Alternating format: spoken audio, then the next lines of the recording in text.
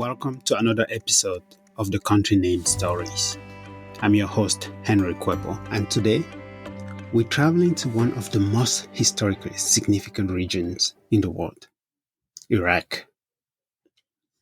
Known as the cradle of civilization, Iraq is a land of ancient wonders where some of humanity's earliest cities, innovations, and empires took place.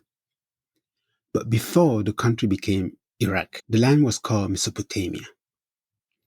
The Tigris and Euphrates rivers have long been the lifeline of this region, shaping civilizations from the Sumerians to the Babylonians. But what about the name Iraq? Let's uncover the fascinating origin of this country's name.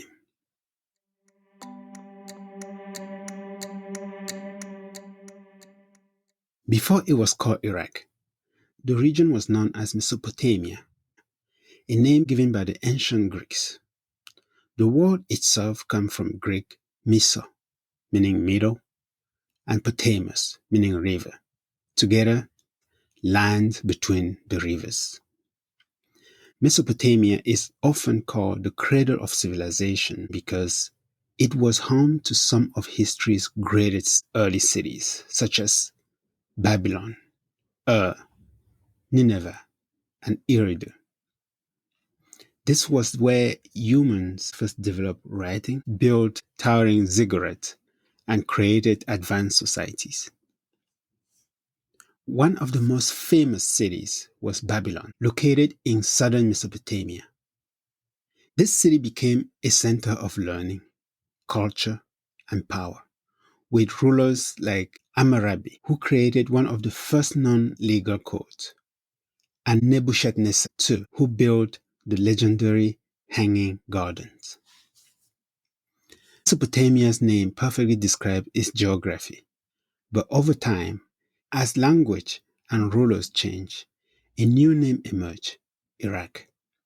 But where did that name come from? There are two main theories about how Iraq got its name. The Uruk theory. Some historians believe that Iraq's name comes from Uruk, one of the most important ancient cities of Mesopotamia. Uruk, now known as Araqa, was home to the Sumerian, one of the earliest civilizations. The city played a crucial role in early writing, trade, and governance, and its influence may have been so strong that the name carried forward through history. The Arabic theory. Others believe Iraq comes from the Arabic word Araqa, meaning deeply rooted or well established. This makes sense, given the region's long history of civilization, from the Akkadian and Babylonian to the Abbasid Caliphate in later centuries. Regardless of its origin, the name Iraq is deeply tied to the region's identity as a land of great civilization, culture, and knowledge. From Uruk's mighty city walls to the Arabic meaning of deep root, Iraq's name reflects its rich past, a country where history runs as deep as the rivers that gave birth to it. Though the name Mesopotamia is no longer used, Iraq remains a land shaped by its rivers and ancient past. Cities like Baghdad, Basra, and Mosul continue to play a major role in the region's history, culture, and economy. The legacy of Mesopotamia still echoes in Iraq today through its archaeological site, preserved cuneiform tablets, and the lasting impact of innovations that began there thousands of years ago. Names tell stories, and Iraq's story is one of resilience, innovation, and deep historical roots. It is a land that once nurtured the world's earliest civilizations and continues to be a place of great significance today. So the next time you hear the name Iraq, remember, it is more than a modern nation. It is the land between the rivers where history itself began.